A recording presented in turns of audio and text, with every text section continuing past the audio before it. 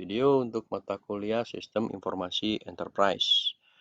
Eh, kita mau bahas hari ini yaitu salah satu modul dari ERP yaitu Sales and Distribution. Sebelum kita lanjutkan, saya ingin mengulang yang minggu lalu sudah kita bahas mengenai Functional Area of Operation di dalam proses manufacture. Function area terdiri dari 4 buah modul di dalam proses ERP juga, yaitu Sales and Marketing and Sales, kemudian Supply Chain, kemudian Accounting and Finance, yang terakhir adalah Human Resource. Kali ini saya mau bahas yaitu mengenai Marketing and Sales atau Sales and Distribution.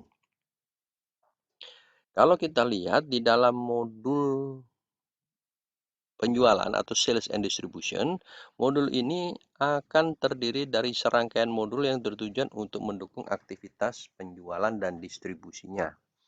Aktivitasnya terbagi menjadi dua, yaitu aktivitas utama dan aktivitas pendukung. Yang untuk aktivitas utama yaitu adanya permintaan, quotation ini harus dilakukan, kemudian order penjualan, adanya order penjualan, kemudian perjanjian atau kontrak, kemudian pengiriman, penagihan, dan dukungan purna jual atau after sales service. Ya, di dalam manufacture kontrak itu sangat perlu karena nanti urusannya dengan legal dari proses penjualan. Ini adalah aktivitas utama di dalam sales and distribution. Tapi juga ada aktivitas pendukungnya, mulai dari penanganan permintaan. Di atas utama juga ada mengenai inquiry and quotation, tapi pendukungnya biasanya ini juga ada.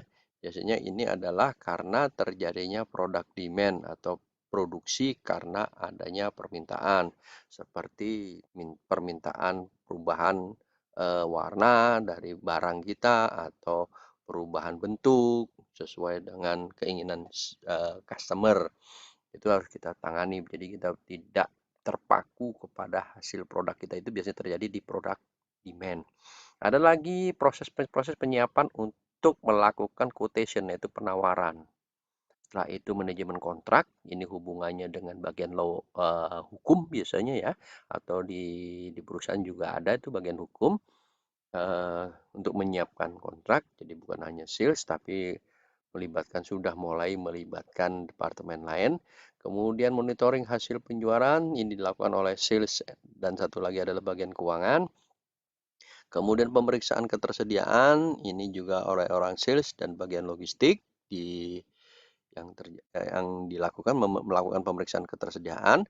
Kemudian transfer kebutuhan MRP ini apabila ada barang yang belum tersedia di dalam gudang, maka harus melibatkan orang produksi. Kemudian ada lagi penjadwalan pengiriman, ini bagian delivery.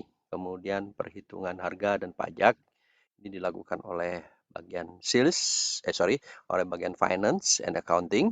Kemudian batas kredit juga finance and accounting, serta penagihan juga finance and accounting.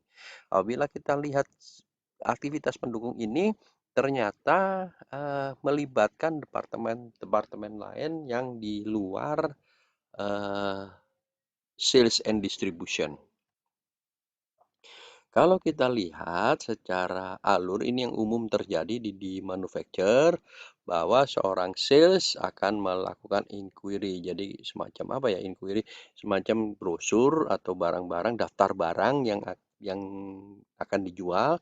Dari daftar barang itu customer akan menerima quotation dari seorang sales. Kalau quotationnya di ACC, maka akan terjadi kontrak. Setelah kontrak ditandatangani, barulah terjadi order atau sales order. Begitu sales order terjadi, sebenarnya kita akan langsung deliver. Tetapi apabila barangnya tidak ada atau produknya tidak ada, maka dia akan meminta kepada produksi, atau kalau barangnya ada, maka di bagian inventory meminta untuk mengeluarkan barang dari gudang inventory. Ya, setelah kita deliver, maka kita bisa melakukan shipping, pengiriman kepada customer. Begitu shipping barang diterima, akan muncul billing, sebuah tagihan, dan invoice juga tagihan, tagihan atau pembayarannya. Baik itu masih bentuk tagihan, berarti perusahaan itu mempunyai piutang, ataupun sales itu sudah membayar tunai dalam bentuk cash, maka seluruh hasil penjualan itu akan diterima oleh bagian finance and accounting, dicatat sebagai omset, baik itu omset tunai atau omset kredit di bagian finance. Ini yang biasa terjadi di dalam alur sales and distribution di manufacturer. Kalau kita membuat sebuah sistem informasi, maka inilah sub-sub modul yang mesti kita siapkan. Yang pertama adalah master data management, order management, warehouse management, shipping, billing, pricing, sales support, transportation, and foreign trade. Ya, ini mesti kita siapkan. Meskipun ini akan melibatkan departemen yang lain. Contohnya seperti pricing harga, itu tentunya kita pasti mendapatkan datanya itu dari bagian keuangan. Transportation itu bagian deliver.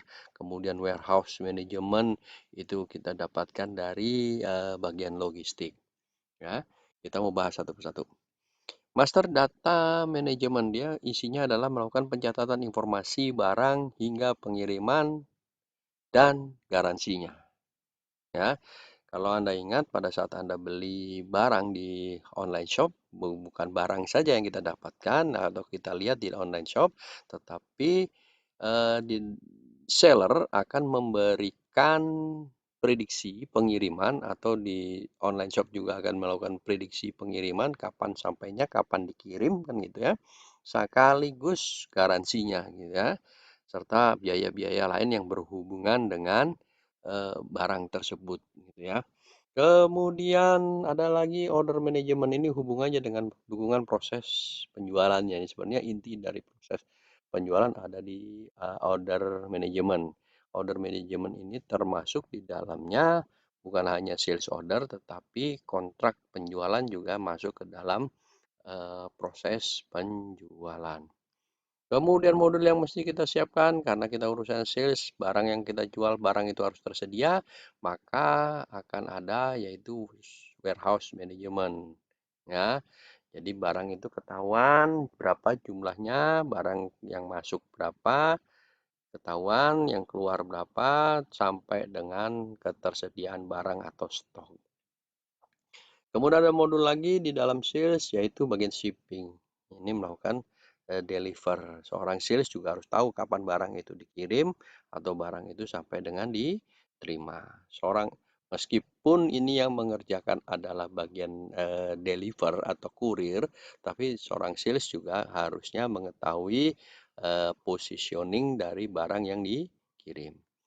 Ada lagi yaitu billing. Ini hubungannya dengan penagihan dan pencatatan piutang ya.